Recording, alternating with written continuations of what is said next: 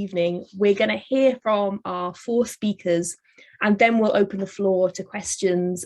You can type Q and then your question into the chat as we go.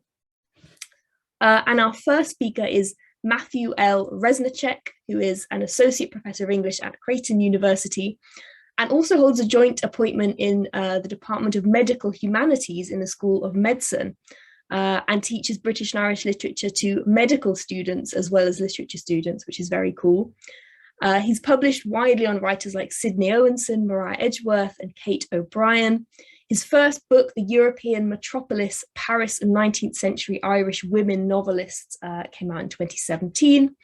He's got a chapter forthcoming in the Routledge Companion to Literature and Space on reading urban public health infrastructure in Austin, Edgeworth, and Scott. And today's paper is part of his third monograph project, Healing the Nation, Medicine, Gender, and the Romantic National Tale. So I'll pass over to you, Matt. Thank you so much, Tess. And thank you to Tina, Ellen, and Sean for being game for putting this together. I'm really excited to share this platform with you all. In his critical history of disability, deafness, and the body, Leonard Davis reasserts the primacy of the claim that the body is political. The body is, he insists, an essential image for the construction of national identities, national belongings, and the limits of citizenship. As Davis notes, quote, an able body is the body of a citizen, deformed, deafened, amputated, obese, female, perverse, crippled, maimed, blinded bodies do not make up the body politic. Davis's focus on the exclusion of disabled bodies from the body politic recalls Mary Poovey's claim that by the 17th century, the medieval metaphor of the body politic was used, quote, to indicate the political subjects of English society who were held to constitute the second body of the king. Just as Davis insists that disabled bodies were excluded from this political subjectivity, Poovey also highlights the fact that, quote, diseased, unproductive, criminal, plague-ridden members were considered inimical to the health of the body politic. These corporeal and bodily measures of belonging, quote, consolidate and maintain a broader national identity through a process of, quote, differentiation and displacement. Differentiation of the national us from aliens within and without. But in periods where the social body is expanding, when the boundaries of within and without are destabilized, these bodily metaphors become even more important markers of difference and of belonging. The corporeal metaphors of social identity are especially key to understanding the development of socio-political identity in the wake of both the Acts of Union of 1707 and the Act of Union of 1800. As Ina Ferris has demonstrated, the Act of Union that produced the socio-political body known as the United Kingdom of Great Britain and Ireland, quote, holds out the possibility of both preserving and assimilating national difference.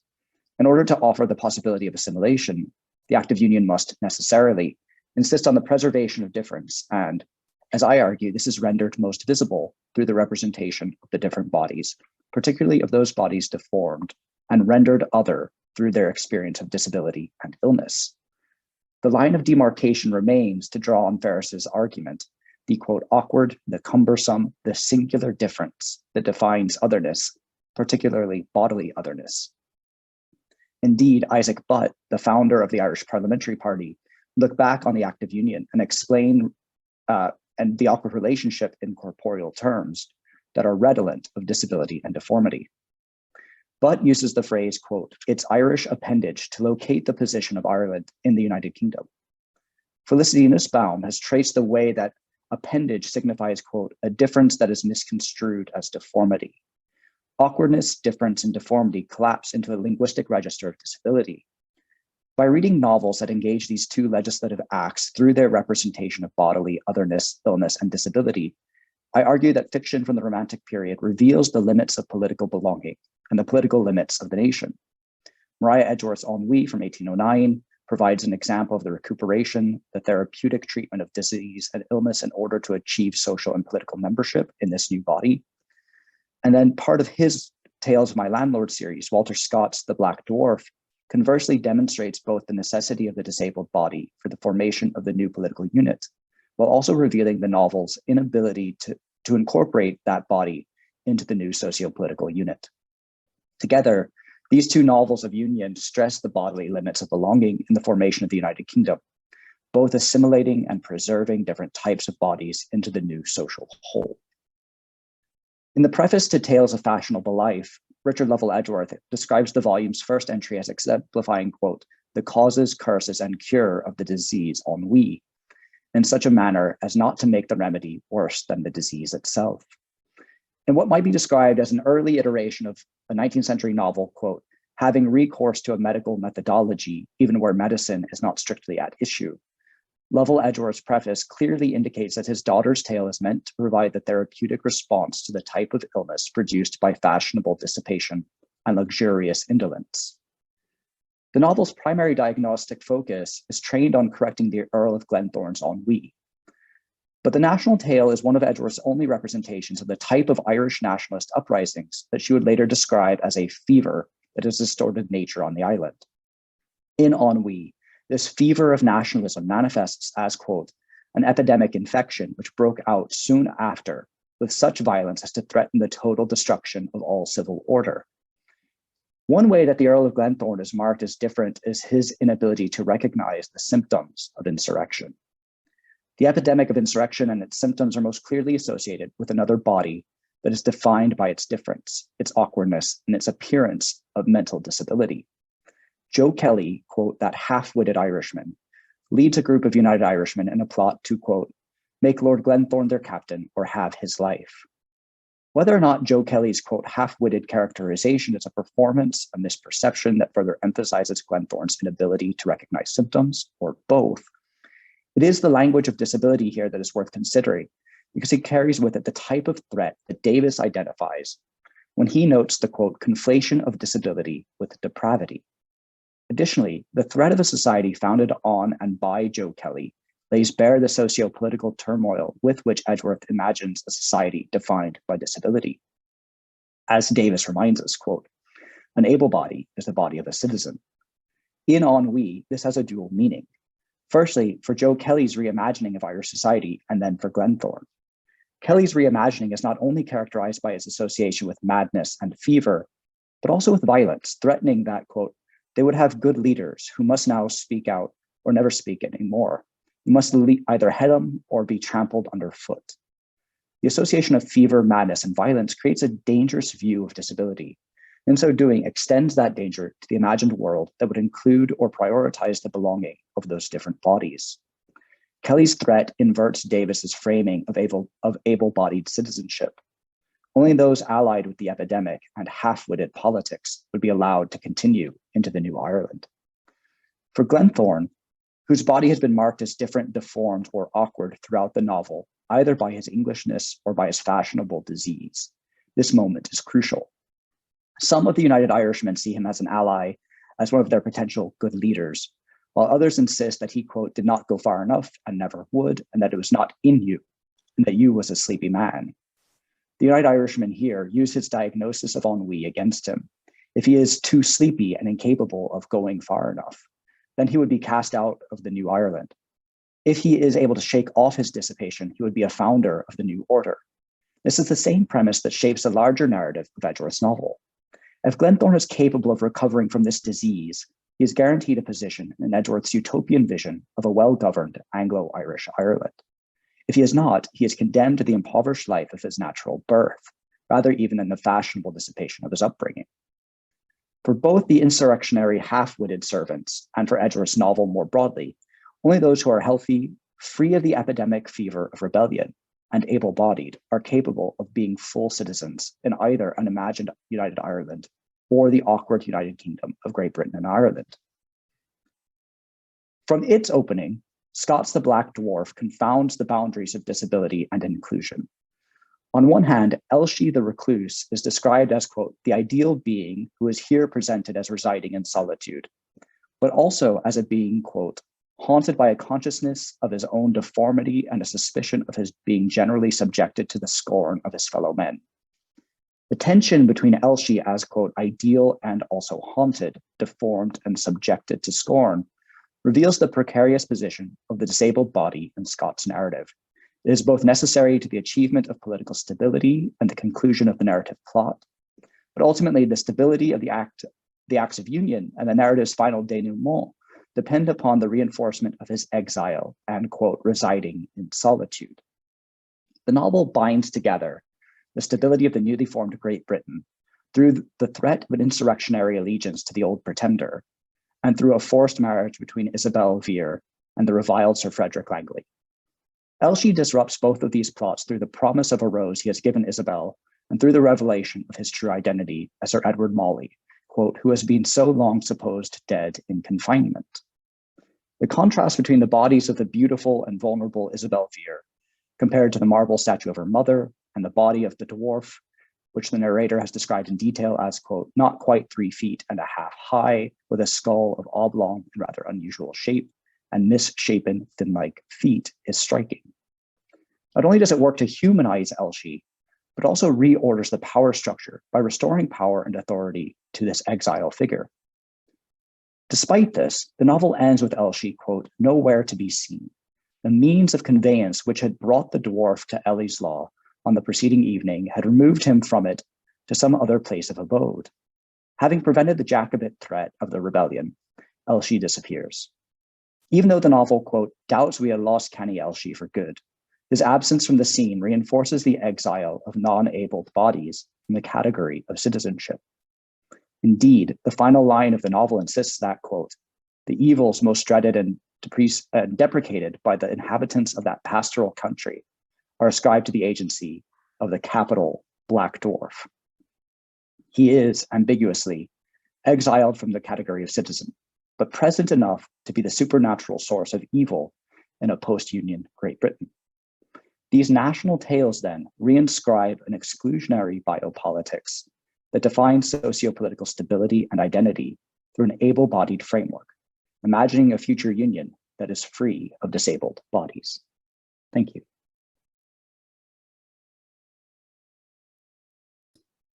Thank you so much, Matthew. We'll go straight on to our second speaker then. Christina Morin is Senior Lecturer of English at the University of Limerick. Her publications include The Gothic Novel in Ireland circa 1760 to 1829 from 2018, which has just come out in paperback.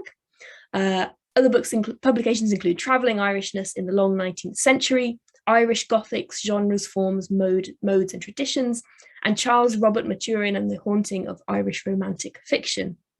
She's currently co-editing the Edinburgh Companion to Irish Gothic, and with Ellen Scheible, another of our speakers, a special issue of the Irish University Review on Irish Gothic Studies today. Her current research focuses on the global dissemination and circulation of Irish Gothic fiction, published by the London-based Minerva Press between 1790 and 1829. So I'll pass over to you, Tina. Thanks a million. Can I just check, are you seeing the right view? Yes, yeah? Okay. Slide, yeah. Okay, perfect. Okay, thanks a million for that. So today I want to talk to you about Catherine Cuthbertson and the vexed question of Irish women writers as the kind of reproductive agents of a significant, if now almost completely overlooked, body of Gothic fiction in the Romantic period. So I'm taking a slightly more oblique approach to the idea of bodies and Irish women writers and the Gothic tradition here, though I should say that Cuthbertson does really, really interesting things with corpses and dead bodies in her fiction in a way that kind of really parallels some of what I'm talking about today. And Catherine Cuthbertson, recently identified as Irish by Jenny Batchelor, she published her first novel called Romance of the Pyrenees in 1803. And she's generally known today, if she's remembered at all, as, in Richter Norton's terms, one of the best of the Radcliffe imitators. And part of this has to do with the fact that Romance of the Pyrenees was published anonymously by the same publisher, Robinson, of Anne Radcliffe's The Mysteries of Udolpho, and Cuthbertson was often assumed to be Radcliffe, right? Her fiction was assumed to be by Radcliffe. So she's yoked with Radcliffe for much of her career, despite, interestingly, being a kind of well-known name throughout the 19th and into the early 20th century, even though she she published all of her novels anonymously, people knew who she was and they were talking about her as Catherine Cuthbertson, as Kitty Cuthbertson. And Richter Norton writes of the Romance of the Pyrenees that it skillfully draws upon Walpole, Lewis, and Radcliffe and uses most of the techniques of the Radcliffe school, even to the extent of explaining the supernatural by the natural. The phantom in this instance, and I should say one of the phantoms in this very prolix 4-volume novel, is revealed to be a parrot. And I'll talk about that again in a minute. And Norton goes on to note that despite a fire that destroyed copies of the first edition of the Romance of the Pyrenees, it became extremely popular in reprint and in serialized form. It ran in serialized form in a couple of different 19th century journals, including the Ladies' Magazine, and it was also translated into French and German. And so what I'm really interested here is the suggestion, even in Richter Norton, who is one of Cuthbertson's only kind of champions in recent years, even in his assessment, the suggestion is that Romance of the Pyrenees achieved fame because it imitated Radcliffe. But what I want to suggest is that Romance of the Pyrenees is much more than just clever that it's much more clever than just mere imitation, and that Cuthbertson herself was much more than a Radcliffe imitator. So what made her work stand out for contemporary readers?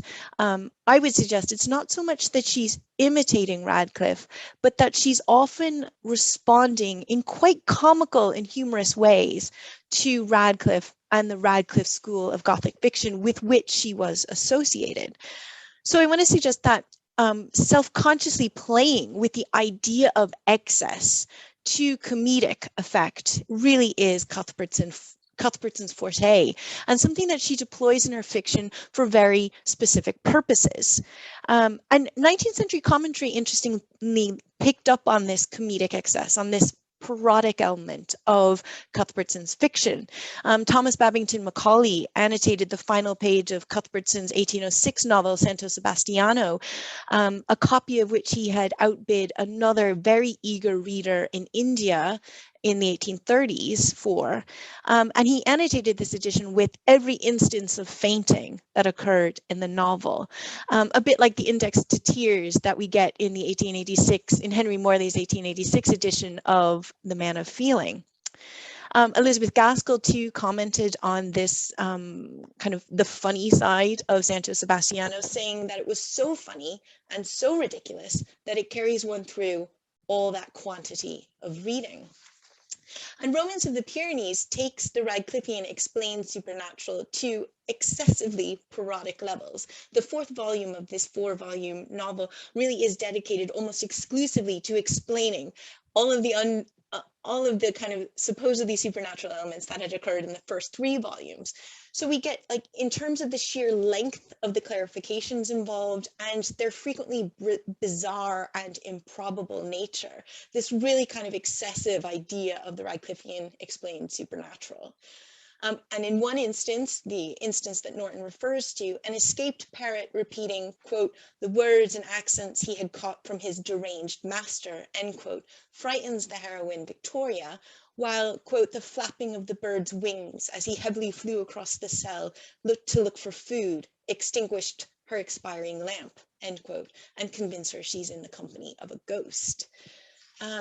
So that's that's the parrot, the famous parrot of Cuthbertson's novel. When twinned with recurrent interruptions from the narrator that call attention to the constructed nature of the narrative, as well as to the comically exasperating layers of personal tales and identities that have to be worked through before a resolution can occur, these parodic explanations suggests Cuthbertson's desire to respond rather than to imitate Radcliffe, I would suggest. And these narratorial interjections that I'm referring to frequently take the form of commentary on the kind of literature that this novel should be understood to be or to constitute. So, for instance, early in volume 1, the narrator observes, it is not a tour we are attempting to write.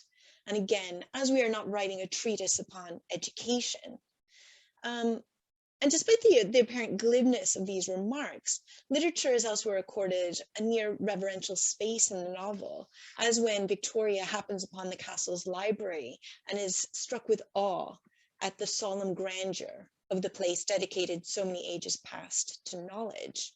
And strikingly, Victoria's reading habits in this novel appear omnivorous. She's received a really extensive education, an unusually extensive education that allows her to discourse frequently with the castle's learned tutor on diverse topics. But she's also not above reading the beautiful romances one of her one of the men selects for her to beguile her of her sorrows for an hour or two. Now, reading and reading material do not admittedly form a major focal point in the novel, but the narrator's frequent interjections here ensure that we never forget that we are reading a novel, or indeed that there is an authorial hand here manipulating our reading experience. And tellingly, the novel concludes with a final break in narrative continuity. We trust that we have now performed our part as faithful historian and have left no circumstance untold that our readers can wish to be informed of. We fondly hope that our feeble efforts have contributed in some degree to the amusement of our readers, and that no heart has become less pure for having perused our pages. And the narrator's reference here to amusement, to the amusement of the reader, I think, as well as to the uninjurious nature of the novel, indicates Cuthbertson's keen awareness of the contemporary literary marketplace and the tendency to read women's fiction as harmless if skillless at best, or at worst, morally destructive. And such commentary works hand in hand with the parodic deployment of Gothic tropes familiar from Radcliffe's fiction, the explained supernatural in particular, subtly to resist these categorizations, establishing the Romance of the Pyrenees as neither a mere source of titillation or a mere imitation, but also not a damagingly misleading tale that threatened to corrupt the morals of its readers. So the parodic elements of the novel, I argue, demonstrate Cuthbertson's sly manipulation of Gothic romance, as well as her readers' and critics' own expectations for it, and their expectations indeed more widely for female authored fiction, to critique the prevailing inclination to dismiss each new female Gothic as all but indistinguishable from the last, or indeed the next. So I'm going to leave it there. We can talk a little bit more about Cuthbertson's use of corpses and dead bodies in the chat afterwards if you have questions about that, but thank you very much. Thanks so much, Tina. I'm sure people will want to hear more about corpses and dead bodies in the chat. But until then, who wouldn't? We'll go on to our third speaker, Sean O'Rourke, who is a current Irish Research Council postgraduate scholarship recipient, who's written extensively on 19th century Irish literature, especially on the works of Maria Edgeworth and Joseph Sheridan Le Fanu. He's currently undertaking PhD studies at the University of Limerick, where he's studying under the supervision of Tina Morin. And I'm also going to take this opportunity to tell you that Sean and Matthew are co-editing an issue of Teaching Romanticism. So they're looking for 300 to 600 word submissions on addressing social justice issues through teaching Romantic and Victorian periods. So if anyone in the audience is interested, they can get in touch with Sean or Matthew about that forthcoming issue. But I'll hand over now to Sean. Great. Hi, everyone. And thanks so much, Tess. Today, I'm going to be discussing a bit about 19th century Irish Gothicist Joseph Sheridan Le Fanu. Apologies, went to the next slide there.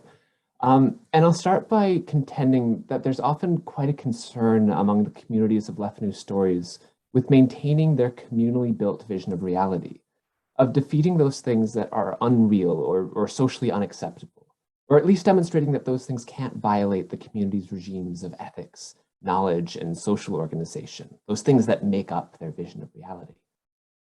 Le Fanu lived through the Victorian age, which, as Robin Gilmore has shown, threatened stable regimes of knowledge and social organization.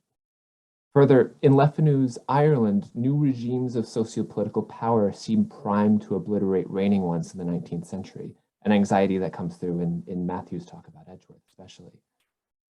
So it makes sense that this fiction would depict people desperately trying to maintain their vision of social and material reality while disruptive forces threaten to destroy it. Through interactions within Lefnu's fictional communities, characters attempt to codify what is materially real and socially acceptable. In that communal reality creation process, girls have an important role, but it's a role that often reveals the oppressive social structures in these communities, which harm girls and ultimately damage the community's ability to maintain its reality. In Lefnu's most famous story, Carmilla, the protagonist, who's named Laura, has her life strictly determined by her father, at least until a vampire named Carmilla comes into her life. Laura is isolated enough that her sense of reality is largely formed by what or whom her father allows her to experience. You know, the people he allows her to meet, the experiences he allows her to have, the books he allows her to read. She might, in such a situation, unproblematically internalize his sense of what is materially and socially real and acceptable. Girls in Lefnu's texts aren't universally so isolated, but they do often experience a similar kind of domination by authority figures. For example, Maud, the protagonist of Uncle Silas, finds her life terrifyingly circumscribed by masculine authority figures, as we'll soon see. In communities attempting to preserve their sense of reality, such a complete domination perhaps makes a kind of sense. Helen Stoddart makes the case that in Carmilla, the violent destruction of Carmilla, which comes when the men in the story kind of finally cop on to the vampiric threat and kill the vampire, that this clears the path for the ideologically and biologically suited female who can be placed body and soul in the service of imperialism. Similarly, I think, a girl fully shielded from things deemed unreal by authority figures might be placed in service of her community's reality. Such a girl is kept firmly in her community's reality, internalizing important paradigms of her reality such as the primacy of patriarchal control and British cultural values and traditional schemes of material knowledge. She, having internalized such values, might then biologically and ideologically reproduce for her reality, producing progeny immersed in that vision of reality and thus increasing its power. The plots of many Lefnu stories then revolve around whether girls are kept within their community's reality amidst situations that threaten it. But this socially constructed place for girls divests them of the capability of defending themselves when others threaten their place within that reality creation process. Margot Gale Bacchus states that in the real world 18th century, middle-class valorization of childhood rendered girls more vulnerable to emotional and sexual exploitation within and outside the family. Similarly, this place girls are slotted into in the reality creation process of Lefnu's fiction divests them of agency and thus enables their exploitation. Laura in Carmilla finds herself vulnerable to an alternate vampiric reality because her father so desires to maintain his reality that he ignores all evidence of supernatural beings and withholds outside information from her. Maud from Uncle Silas is given by her father, in his will, to her villainous uncle in a bid to uphold the respectability of their family. By bestowing his daughter on Silas, he shows trust in his brother, who has fallen into ill repute. Using Maud as an agencyless guarantor of masculine authority is unwise, though, because in using Maud in this way, he places her under the totalizing control of Silas, a man who disregards the social paradigms of his community. And she's left little ability to know Silas's motives or combat his terrible actions. In a sense, his household, where Maud is locked away, constitutes a kind of alternate reality, which is empowered by controlling Maud because that reality might therefore gain control of her hereditary property rights. In the wake of such traumatic encounters that come from girls' enforced vulnerability in their community's vision of reality, girls often find themselves unable to reintegrate into their previous social role within that wider reality creation process. For example, Laura is never fully brought back into her father's non-vampiric reality, as shown when Laura acknowledges at the end of her tale that she can still often feel the vampire's presence. Indeed, her father's efforts throughout the tale to assert his reality distance her from this reality. Earlier in the story, when presented with an old portrait which looks exactly like Carmilla, who they don't yet know is a vampire, he states, "Certainly, it's a wonderful likeness," but then he looks away, and to Laura's surprise, seemed but little struck by it.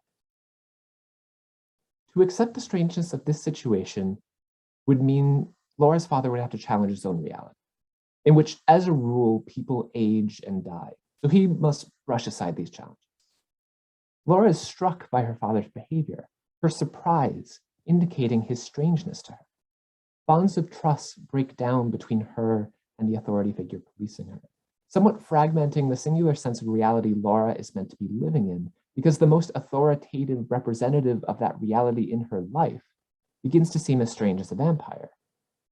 She starts to notice that the vision of reality he is trying to keep her in cannot encompass her experiences.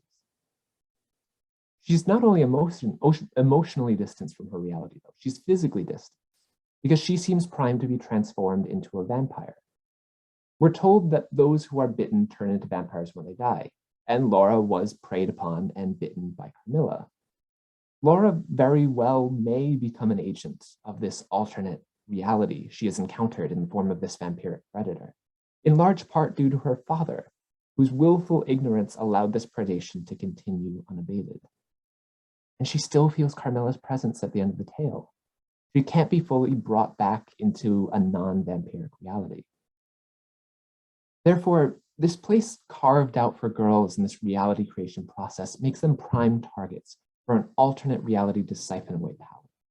Both Maud and Laura are taken in by another reality, their property rights and reproductive ability inscribed on their bodies, placed in the power of an alternate reality.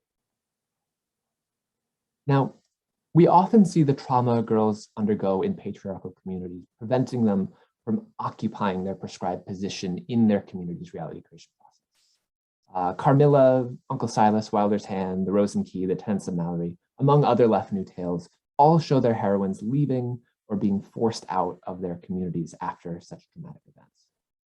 This exit must be alarming for that community. If that departure were to remain permanent, such girls couldn't carry out their duty of ideological and physical reproduction for the community and its reality. However, some, like Maud from Uncle Silas, are able to return eventually and experience a kind of reintegration. Maud escapes her uncle, leaves her community only temporarily, and then ends her narrative within the confines of marriage, having given birth to a child, quite happy as a wife and mother. She, it seems, has fulfilled her role despite this traumatic experience. She states, "The world is a parable, a habitation of symbols, the phantoms of spiritual things immortal shown in material shape. May the blessed second sight be mine, to recognize under these beautiful forms of earth the angels who wear them. For I am sure we may walk with them if we will, and hear them speak."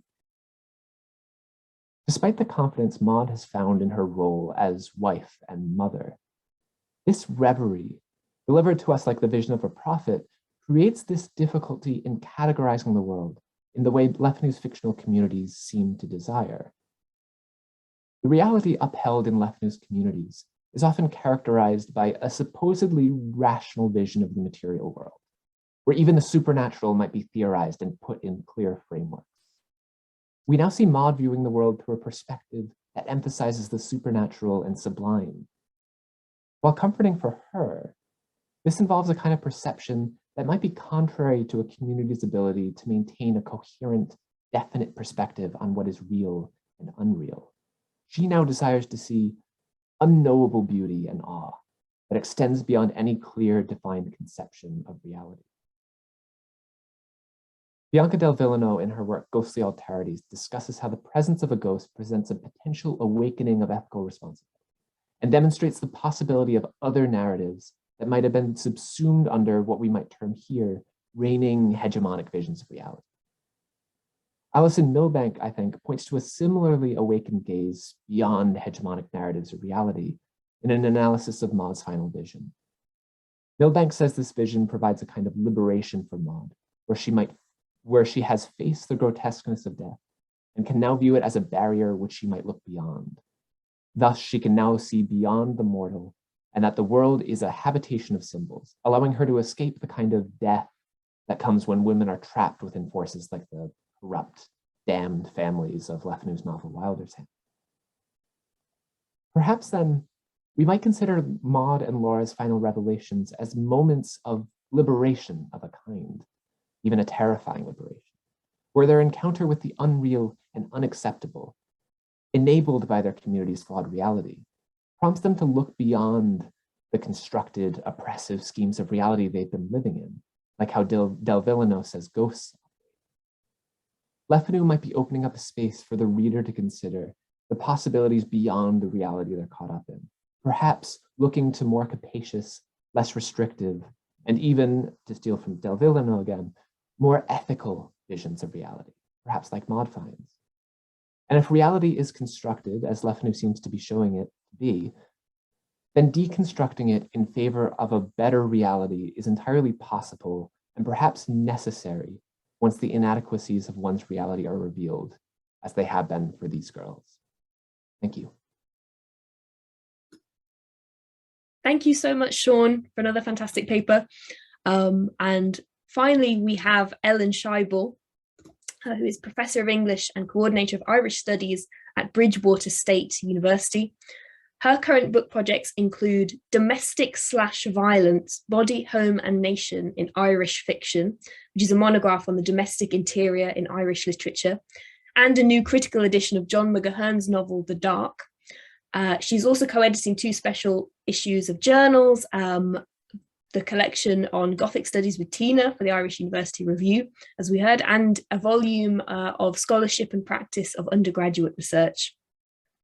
She's co-editor with Claire Cullerton of Rethinking Joyce's Dubliners, and she's got articles forthcoming in the James Joyce Quarterly, in Tulsa Studies in Women's Literature, as well as book chapters on contemporary Irish Gothic and the Irish Bildungsroman.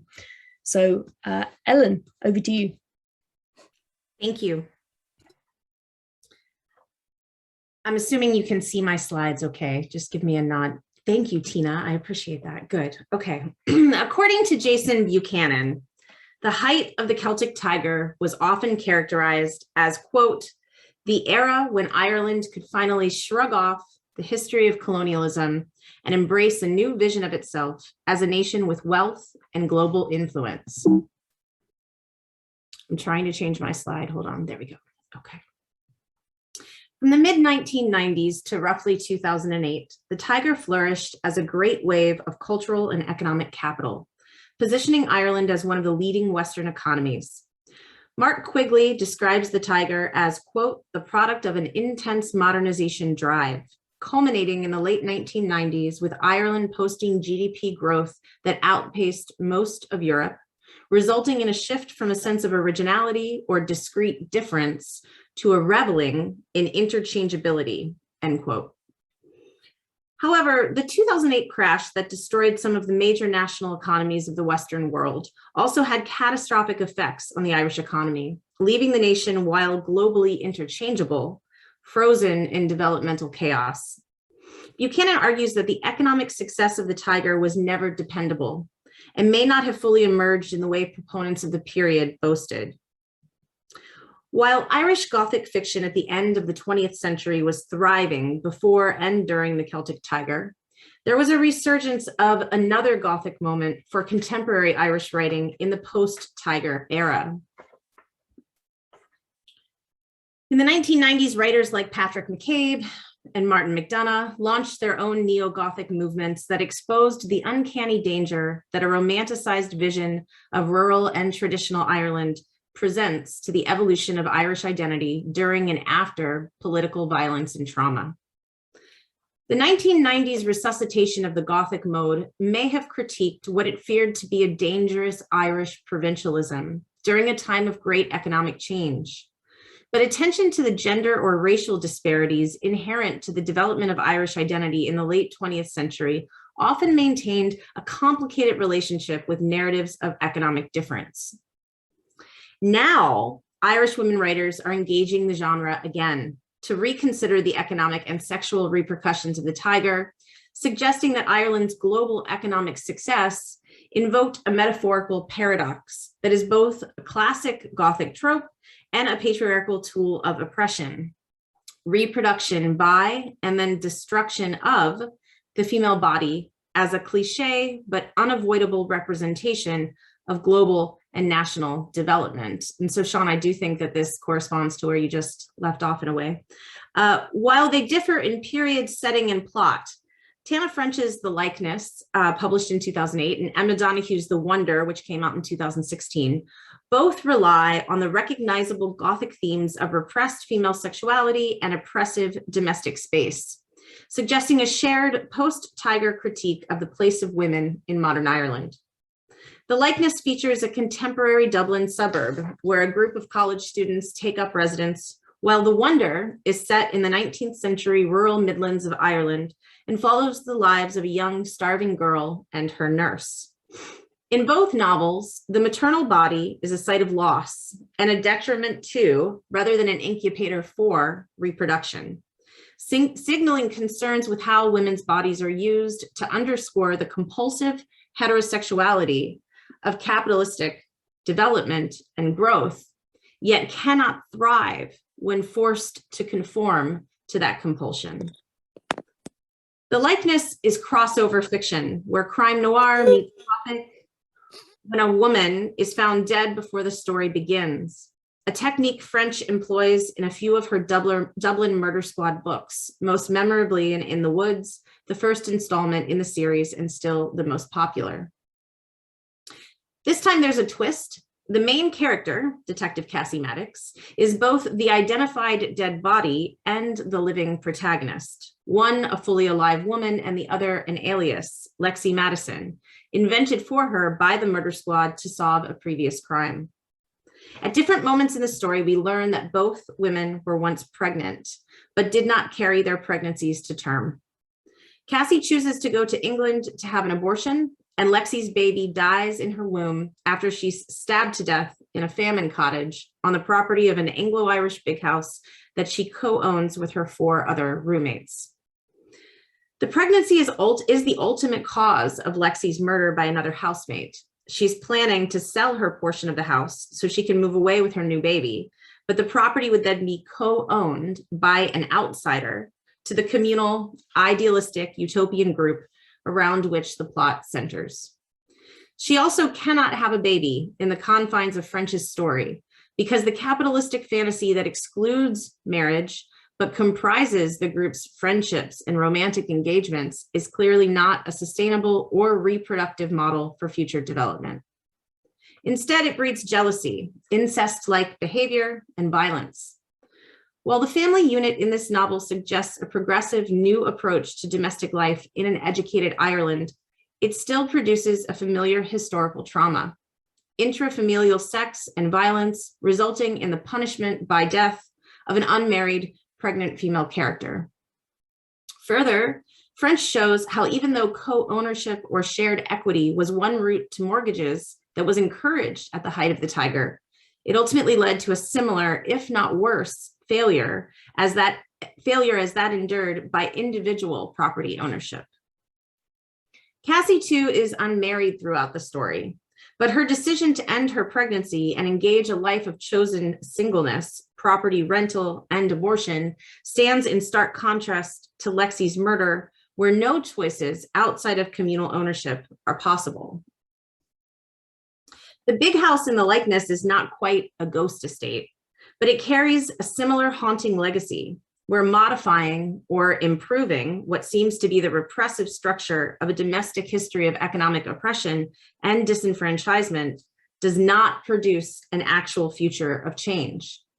Instead, it kills the one version of the future conceived within it, a fetus that might one day be a child. The inhabitants of the big house in The Likeness work hard to keep the property from falling into the hands of investors who would tear it down and build a series of potential ghost estates, thinking that their way of managing property ownership bypasses the darkness of capitalism in Ireland. Instead, French shows that ghost estates and big houses are part of the same root problem. In fact, ghost estates are built on the backs of big house histories. Nicholas Allen points out the potential danger of both ghost estates and big houses when he argues that for many Irish modernist writers, quote, "The fall of the big house is part of a wider process of global realignment," end quote. Because the quote, "big house" is in no way representative of any national identity, but its interiors frame one history of Ireland's global past, end quote. Global wealth that does not originate in or properly partner with the domestic interior of the nation threatens to undermine the future of the nation itself. Modernization for the purposes of gentrified wealth without the incorporation of Irish history and memory, a no pasts rule of law enforced by the novel's patriarch and original property owner, Daniel March, will only result in the return of the repressed, a Gothic domestic space that does not just kill its inhabitants, but prevents anyone from living in it to begin with.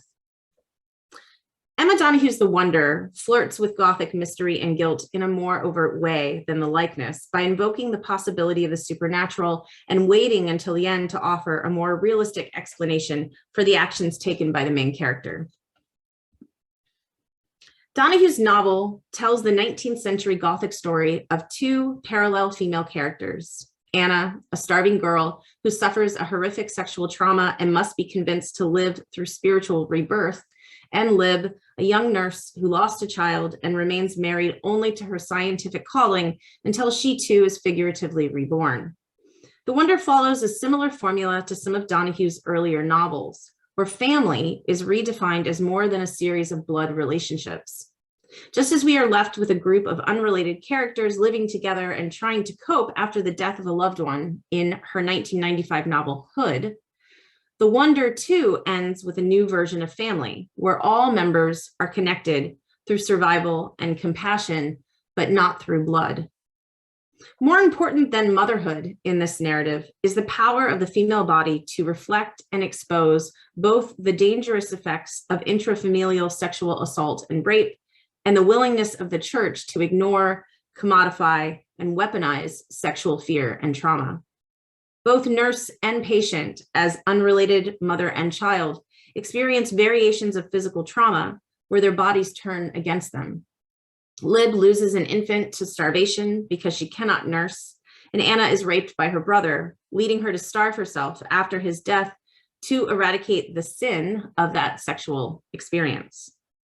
The female bodies of our two main characters are the front and center metaphors of British Victorian sensibility and Irish colonial history, respectively. When Anna's naivete emerges as the force that keeps her alive, she believes she is fed on manna from heaven, delivered to her by her mother each night before bed during a goodnight kiss that is eerily reminiscent of the incest and rape that originally induced the starvation. She must discard that sustenance, leading her body to truly deteriorate as she gets closer and closer to physical collapse. Anna's starving body, as the product of rape and incest, reflects the church's chosen ignorance of her sexual assault that perpetuates her self-destruction. She erases herself and her body to make way for forgiveness and redemption, not only for herself, but also allegorically for a Catholic Ireland that privileges superstition, family, and money over fact. Donohue shows us how this is a dangerous exchange when the narrative parallels Lib's experience of missing meals with Anna's starvation. In a fate-like way, Lib too must function without food in this novel until she finds a way to save Anna. Donohue's emphasis on the female body and the physical wasting away of both characters without successful reproduction demands a reconsideration of the role of the family in Irish economic development. At the end of The Wonder and the likeness, we see representations of new family dynamics that are both heteronormative and non-traditional. The new family structures are forecasted in both instances by the burning down of the domestic spaces central to the narratives. In effect, the past versions of family on which both novels' critiques focus, a communal group of students in the likeness and a traditional Catholic family in The Wonder, are destroyed and new non-nuclear constructions replace them. In fact, Cassie refers to her detective partner and boyfriend, Sam, as her mammy during a near-death experience in the final pages of the likeness, and Lib, Byrne, and Anna become Eliza, Wilkie, and Nan Burns on their way to Australia at the end of the Wonder, renaming their bodies as memorials to the burned house and the effacement of their national pasts.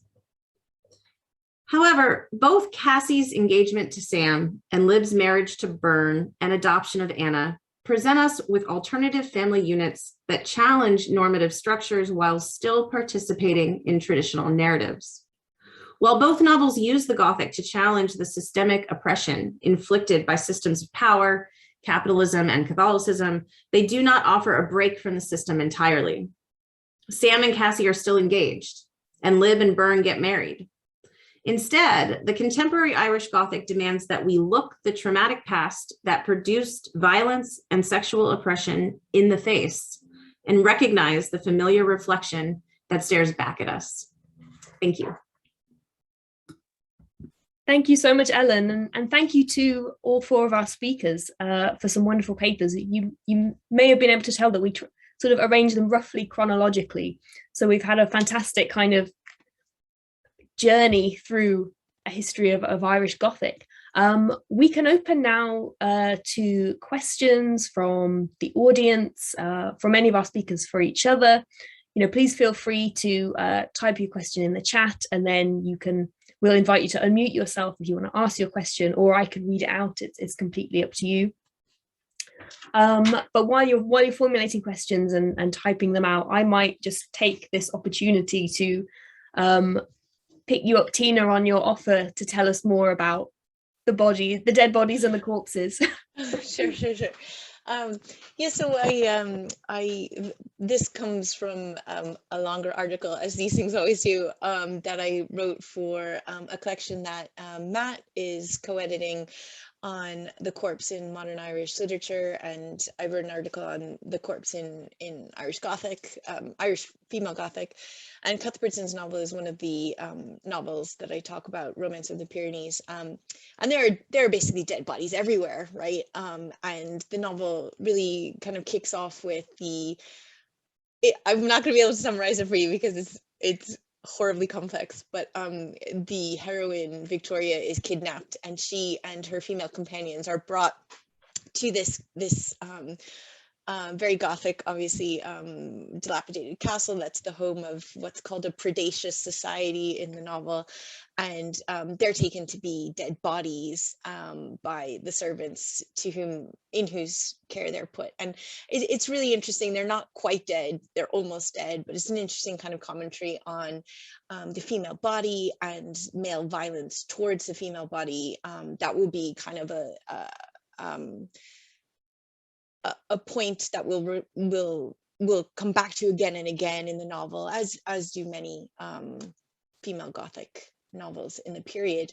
And there's also this really interesting scene towards the end of the novel. So we kind of get these two really interesting kind of considerations of dead bodies at the beginning and the end. At the end, there's a kind of reinterment scene that I suggest kind of provides this really interesting counterpoint to scenes of dead bodies elsewhere in Irish female fiction, Irish female authored fiction of the period, including Edward's Castle Rackrent, where Victoria's aunt Viola, who has been horribly wronged over the course of the novel, is reinterred, but everything seems to go wrong when the peasants, who are so happy to have her returned, even as a corpse to them, that they become unruly and almost overset the procession towards the graveyard. So it's really quite an interesting scene. One other thing just to note, and this kind of picks up on contemporary interest in anatomical science, is that in that castle that Victoria is held in, there's a dissecting room that's never really quite explained, but a central part of the castle is this dissecting room. So yeah. Fantastic, thank you. I mean, now this might be going off on a slight tangent, Tina, but while I've got you, I haven't read Romance of the Pyrenees, but I have to ask you, what is with the parrot?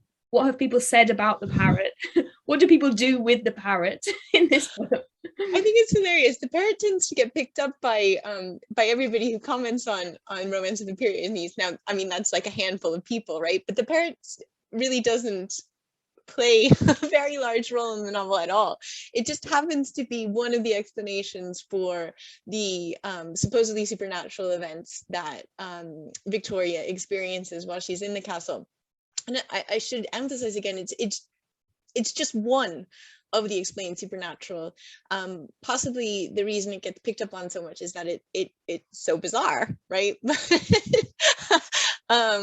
it is it's not, I suppose, it's not as central as you might think from it being picked up on everyone. I mean, I feel like there would, there needs to be like an animal studies reading of parrot.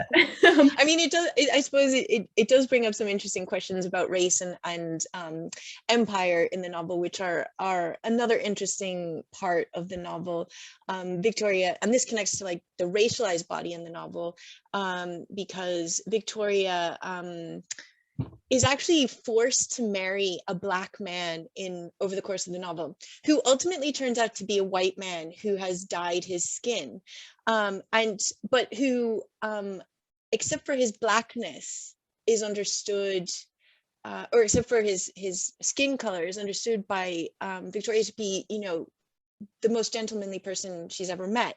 And yet there's this really interesting question, well, but for his skin color. So yeah, and the parrot and his origins, where he comes from, kind of connects into that kind of consideration of empire and race in the novel as well. Wow, that's absolutely fascinating. Ellen, did I see you had a hand up? Did you want to come in there? Yes, let me unraise my hand before I forget. Tina, have you read Jean Rhys's Wide Sargasso Sea? I have not. It's on my reading list. It's something I know I have to read, but I haven't yet. So you probably, of course, know that it's in dialogue with Jane Eyre, of course, right? So if we're like doing the whole Gothic thing, going back to the 19th century, like we like to do, even though I'm on this panel as a 25th centuryist, I think that modernism is my first love, and that book, for those of you who haven't read it, that book opens kind of with this like Creole marriage dilemma that causes a family to have to flee their big house in the Dominican Republic, in Dominica, because the natives burn it down and their parrot is trapped. It's like a big deal because the parrot like symbolizes this kind of immobility because they've clipped its wings. And they try to save it. Well, some people do, but they can't. And the parrot like burns with the house, and you like see it in like this Gothic moment where it like flies out of the house burning, right? It's terrible, but also super wonderfully dramatic and Gothic. And that's like in the first, I don't know, couple of chapters of the book. So like if we think about Rhys is most definitely engaging with this idea about what interracial marriage, and then like race as not being easily definable by skin color in the Caribbean. And so what does this signify when slavery ends, right? It's really fascinating. And it seems to me that there's absolutely no way that she could not be in dialogue with this book that I don't even know. What is it called again, Tina? Romance of the Pyrenees. Come on, Ellen, come on. I'm sorry. I know it. But I mean, I'm thinking somebody must have written on it, right? And if not, who needs to write more? Sean, do you need to write more? You need to write an essay on this. Somebody needs to write an essay about the Romance of the Pyrenees influencing Wide Sargasso Sea. No, that's fascinating and definitely worth thinking about. I mean, honestly, I think really, except for Jenny Batchelor's work with the Ladies Magazine Project, which is where she discovered that Kitty Cuthbertson was actually Irish, I probably wouldn't be researching Cuthbertson at all. But she's a fascinating figure, and I think that idea of dialogue is absolutely fascinating and definitely something worth following up on. So thanks, Anne. Well, we have some endorsement for Rhys in the chat from Ariana, and we also have a question from Matt Sangster, who asks, To what extent would the panelists see strong continuities in writings approaching Irish bodies across their examples? And if they do see continuities, to what extent are these determined by specifically Irish circumstances? So I don't know if any of the four of you want to come in on that question.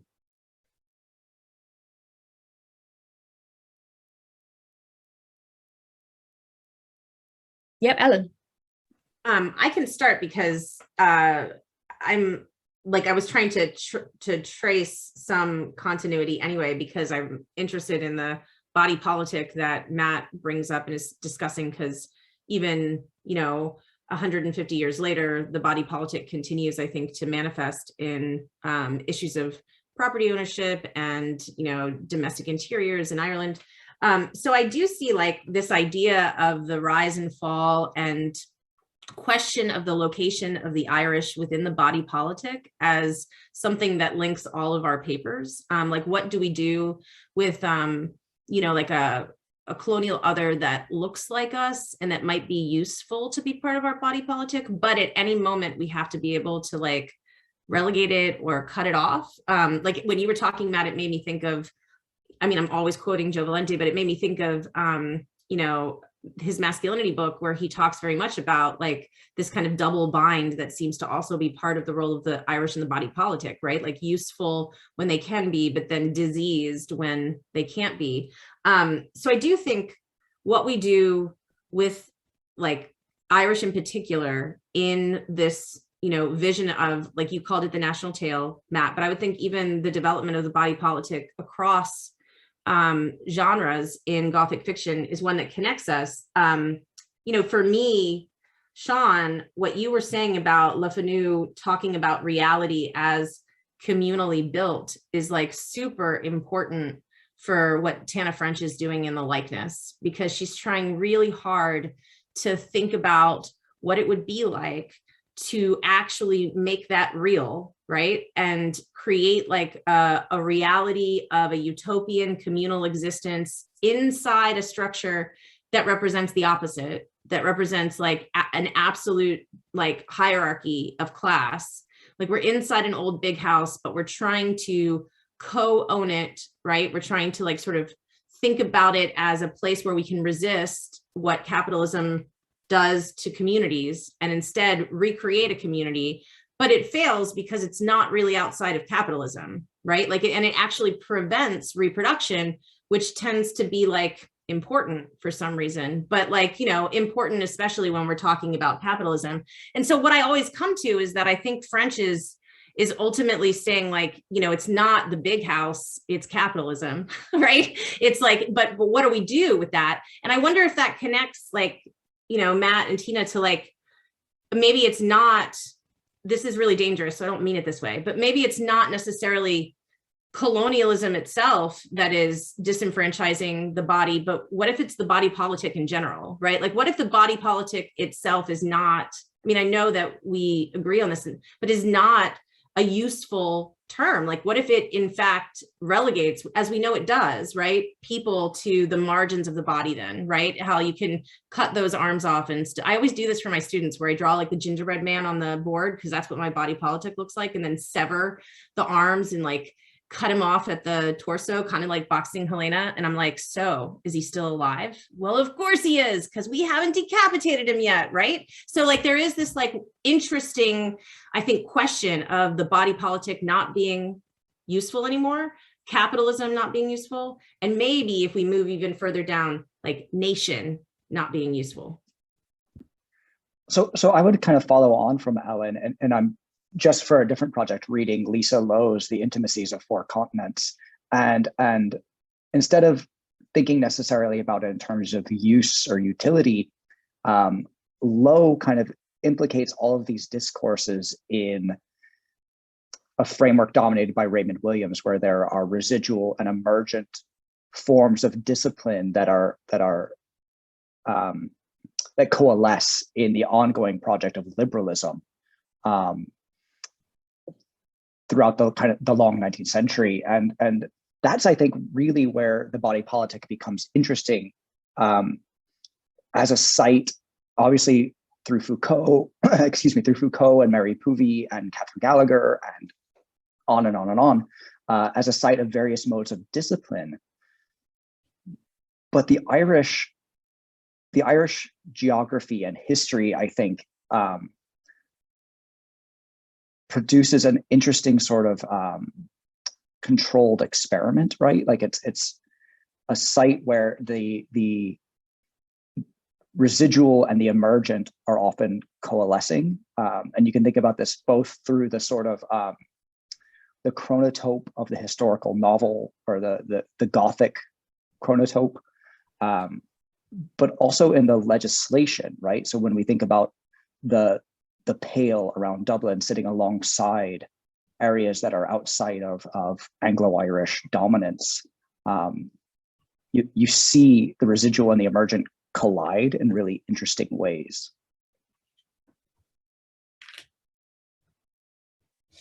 Tina or Sean, did either of you want to respond either to Matt's question or to the points that Ellen and Matthew have raised?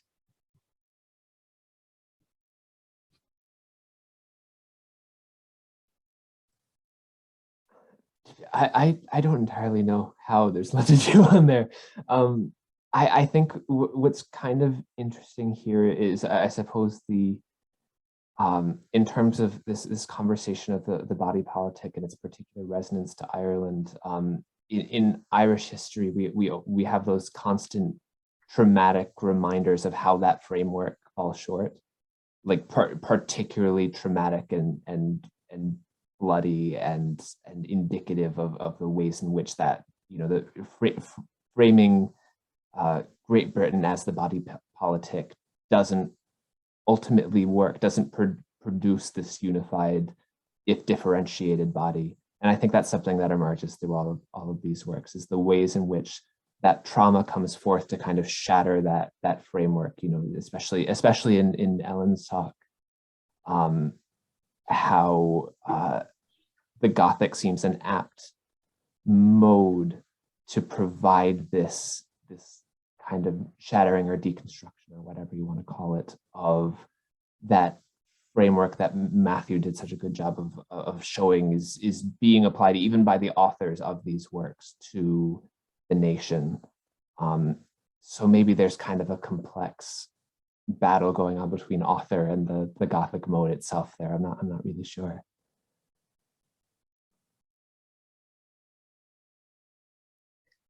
Well, this might slightly follow on from Matt's question. I had a question for you, Ellen, about these contemporary novels that, as you say, it's a resurgence of that Gothic tradition. But I was wondering, because I imagine we've got quite a few romanticists here in the audience.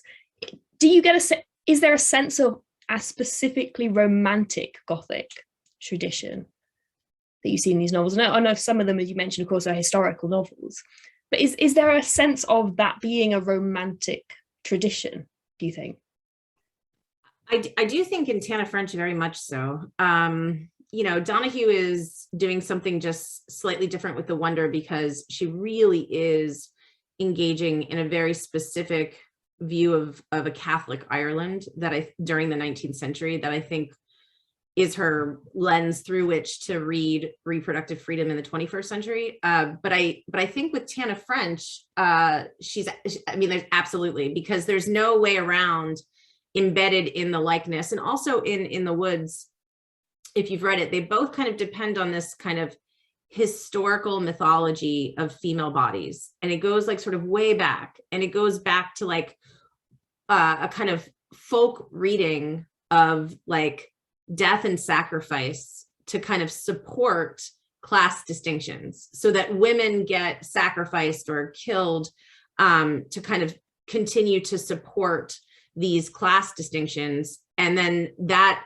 behavior that might begin, like I'm thinking Matt talking about, you know, active union, like that behavior that might begin, because I had a part about Robert Emmet in my paper that I took out, and I should have left it in. It was like the one, like maybe historically appropriate comment, but like this idea that, like, you know, you sacrifice this female body over and over again to kind of try to become like the nation that you're supposed to be. I do think that goes back to a kind of romantic Ireland, and a sense of like, what does it mean to have to or how do we unwrite all of the early 20th century attempts to reconstruct tradition through these like mythologies and folklore? How do we rewrite that as essentially like anti-female, even if they're pro-nationalist in a positive way? Not sure, but like how do we rewrite them and understand them to be? Yeah, I agree. Ariana Claire Keegan is definitely doing that. So I do think in Tana French it is. I do think the house absolutely goes back to like initial 18th century concerns with property ownership, and like what does it mean in like sort of the Romantic Gothic? What does it mean? Who owns things? Who loses that ownership? And especially in terms of the Irish, the fear, right, that like the king or the Pope is going to take that away. There's still that fear in this 21st century big house. It's not the Pope or the king, but it is a fear that the village or the roots of Irish nationalism, almost been flipped, right, are going to take that away. But the thing they're going to take away isn't real to begin with, because it's this false utopian idea of communal living. And I think that's the real exposure that she's saying. And that's, to me, why her main character, Cassie, as well as the dead body of Lexi, or Grace as she's exposed to us, that's why those figures never own any property throughout the text, not from the beginning to the end. They're renters, they're nomads, they move around, they own nothing. And I think that there's a resistance, and it's not a good resistance. Like, I don't think she's saying, oh, through non-ownership, they're necessarily becoming more powerful. I think she's saying, this is what we're relegated to when that same romantic fear of property loss or property ownership continues to repeat, because the real sort of Gothic tragedy is, you know, the inception of capitalism during the Enlightenment. I had a question for Tina, but can I ask it real quick, and then we can come back, because Matt, I see that maybe you want to say something. Tina, this statement that Irish women writers are reproductive agents of Gothic fiction, you're obviously playing around with the fact that they can maybe birth that Gothic fiction from their loins or something like that. And I'm curious, like, do you think the Gothic canon then functions as a kind of literary body politic? Like, is there a sense that the Irish Gothic women writers during the period who are producing all of this to not get any attention, right, to like just now be discovered as Irish, are part of the sort of like, you know, underlying power of this larger Gothic canon that we all read and understand? Meanwhile, it's powered and fueled by the reproductive writing of these sort of Irish women novelists. Yeah, I mean, I think that's a really great way of putting it, Ellen. I mean, I think that one of the things that I try to do in my research is show how, first of all, how there's this kind of mismatch between our 20th and 21st century, or our more modern scholarly understandings of popular fiction, and how they really were received by readers, and how these kind of narratives of good and bad literature, high and low literature that start to develop in the Romantic period are driven by male critics, how they get replicated again and again in modern scholarship, often, as is the case with fiction of, in particular, of the Minerva Press, right? And Cuthbertson wasn't a Minerva Press writer, but many, you know, she's very similar to many of them, like Regina Maria Roach, who were incredibly widely read in the 19th century, and yet almost completely, I know forgotten is a word that gets bandied about a lot, but like really not well known at all today, right? If you want to go read Romance of the Pyrenees, you're going to have to get it on Google Books, an original 1803 edition, because it's not available. Shock horror in a modern edition, right? So I think that that's a really good way of, as I said, right, that's a really good way of putting it, right? We've got these male-driven ideas of what constitutes good literature in the Romantic period. These ideas get replicated and repeated in modern scholarship a lot of the times, and it's at the expense of these largely female writers, right? And part of the reason why these writers get condemned is because they're producing popular fiction, but also they're producing a form of fiction that is linked specifically to female authors and female writers, right? So it's doubly condemned, it's popular, and it's also female fiction, right? It's chick lit, the original chick lit, right? And so, yeah, I love it. I'm gonna write that down and try to, if I could have formulated it that way, Ellen, at the beginning of my paper, I would have, but yeah, thanks.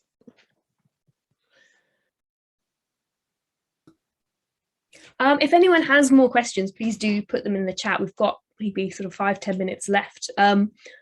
I had a quick question for Sean, if I can come in, about Carmilla and Irishness, and where's the Irishness in Carmilla as you see it? Yeah, so I mean, there are a lot of critics have kind of talked a bit about where the Irishness comes in Carmilla. Is Carmilla a particularly Irish text, aside from having an Anglo-Irish author? So people have talked about, the Anglo-Irish estate, which we talked about a bit today, as being reflected in the quite isolated estate of the main characters, being kind of beset by this vampiric force, which could maybe be an allegory for the native Irish, or all of that kind of thing. And that's, I don't think that's an unfounded interpretation of the text. It's not one I'm particularly interested in, because I think the relevance to Anglo-Ireland and to the Irish situation in general in the 19th century, I think can largely come through the social dynamics we find at the heart of the text.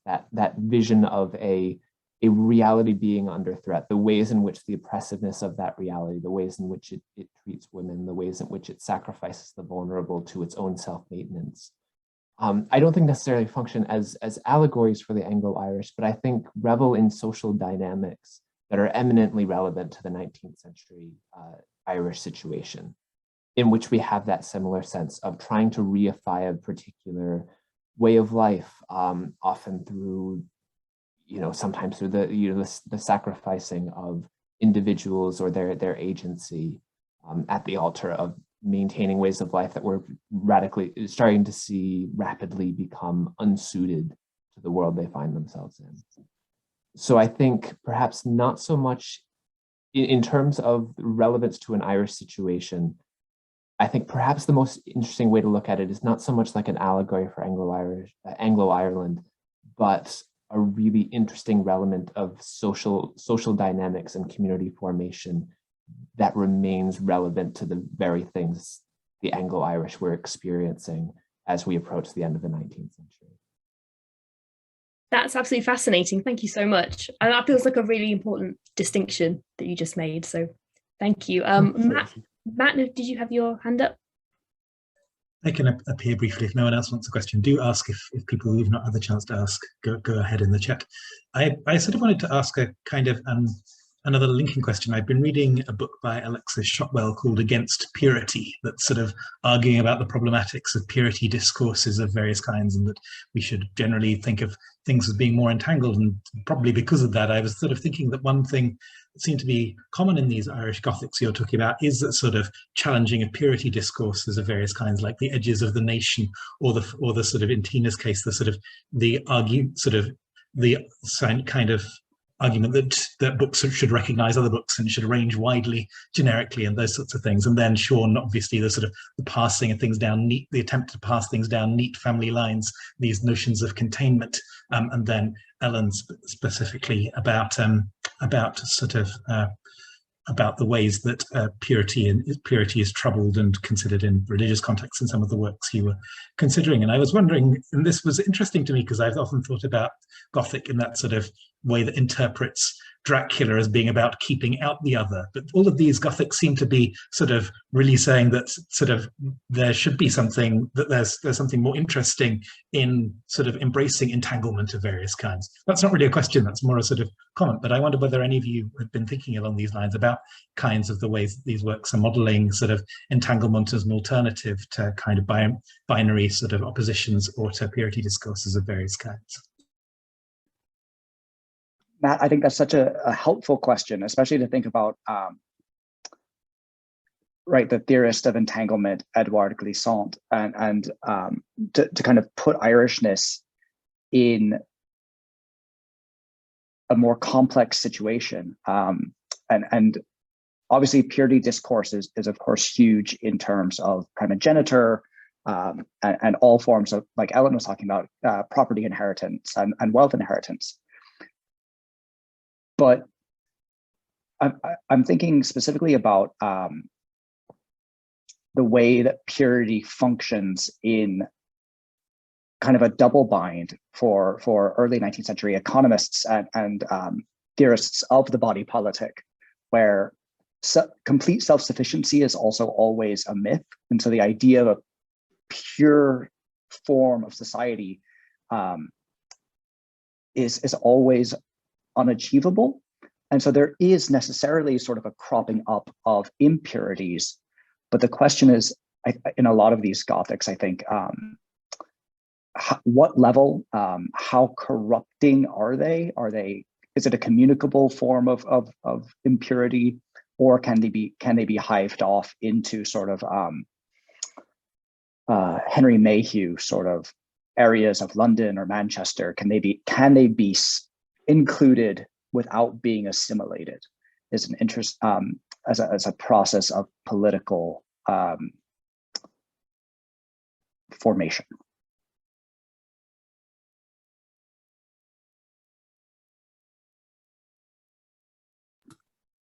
Can I respond to that too, if that's okay? Do we have time? Yeah.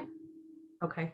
Yeah, I think it's really hard to not, when you talk about keeping the other out, I think it's really hard in the wake of and I'm in a collection that Tina and Jarlath are editing, and they took issue with me saying this in the essay, so I could be wrong. But I think it's really hard to write about or look back at anything as historically always trying to keep out the other once we've read Freud, and then once we've read Benedict Anderson, and then once we've like moved into a space where we recognize the